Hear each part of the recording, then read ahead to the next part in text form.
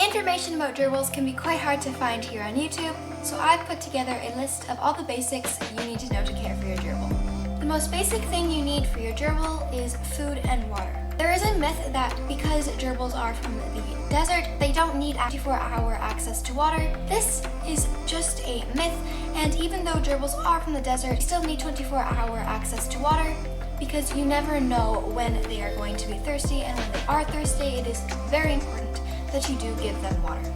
Water can be given to them either in a dish or a water bottle, or you can give them the option of both. I like to give them the option of both because my 3 gerbils use both. When it comes to food, you want to be sure that you're giving them an appropriate amount of food. I like to give my gerbils 1.5 tablespoons of their seed mix twice a day, once in the morning and once in the evening.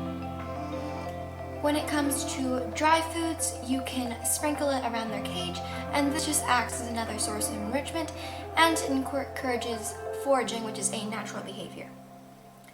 When it comes to wet foods, such as fruit and veggies, which you should give daily, you want to make sure that they are being put in a bowl, not scattered around their bedding.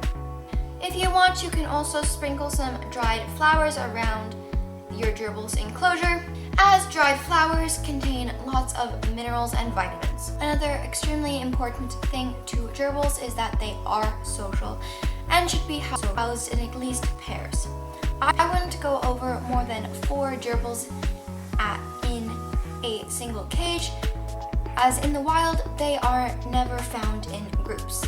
Because they are social, a common mistake is if a pet store only has 1 gerbil in stock, people will get that gerbil and then go to another pet store and get another single gerbil, and because they are social, they will just put them together without trying to properly bond them, and this will cause a fight. When you are bonding gerbils, it is important to follow a method. I personally recommend the split tank method, as I have found it the most effective.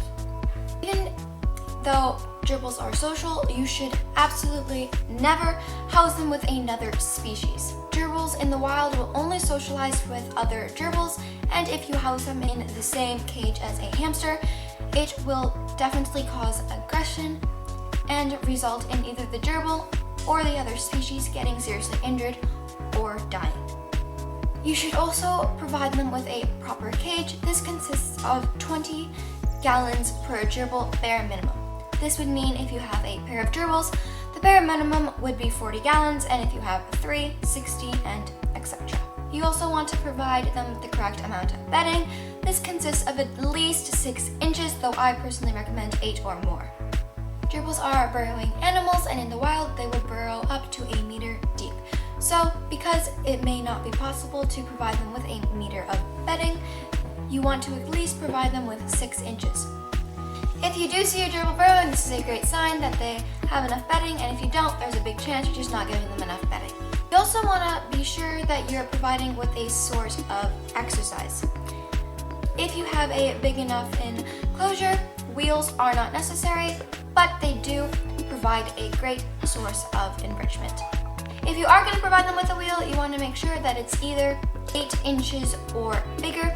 I think any size wheel bigger than 8 inches is fine, as long as they can push it.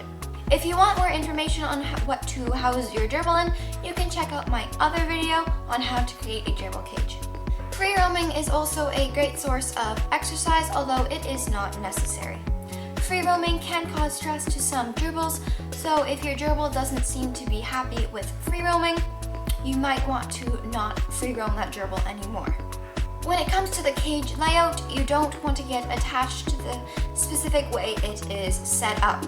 Each time you change the bedding of your cage, which should be no more than once a month, you want to change the layout. This will provide more enrichment, and it will give them a new setup to explore.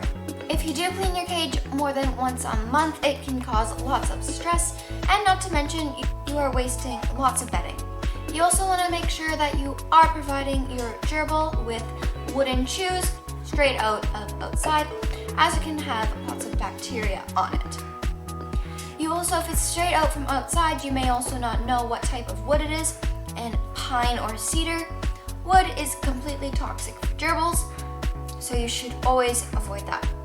Birch and aspen, on the other hand, are completely fine woods for gerbils to chew, so I recommend those ones. If you don't have access to wooden chews, cardboard is another great option. You just want to make sure that the cardboard we're giving them has no dyes and is not colored. Egg crates are great, and so are paper towel and toilet paper tubes. Gerbils have non-stop growing teeth, and if they are not given a way to gnaw down, they can develop malocclusion. This is when their teeth get overgrown and it is not very comfortable for your gerbil. If they aren't supplied with wooden chews, they will also depend on other things to gnaw their teeth down, such as their hidey houses, which, because gerbils have such strong teeth, will completely destroy their house. If you want, you can also add sprays into your gerbil's enclosure. I like to personally add millet or flax sprays. Add these, and it adds an amazing source of enrichment because they have to get the seed out of the seed packet themselves, which then also encourages a very natural behavior. Whether you have gerbils or are getting gerbils, it is always very important to set aside some money for their vet visits. When you take your gerbil to the vet, it can be quite startling to see how much it costs because they are so tiny. But they can actually be quite expensive depending on what you're taking them for, so you want to set aside some money that you don't go into except for when you're paying for vet bills. You also want to make sure that you're putting your cage in a good location. Good location would be not in front of a window and not in direct sunlight. You generally want to put your cage in a shady part of your house, but also have some light shine in a few hours of the day, because gerbils are drawn to sunlight and they will sun themselves. But they can get a pretty nasty sunburn if they are exposed to light too much. Last but not least, you want to provide your gerbil with affection. Affection doesn't have to mean handling them every day, but even every couple of days, just even putting your hand into their enclosure is great bonding. Anyways, that is all for today. I hope you found this helpful. If you did, feel free to like and subscribe. See you next time.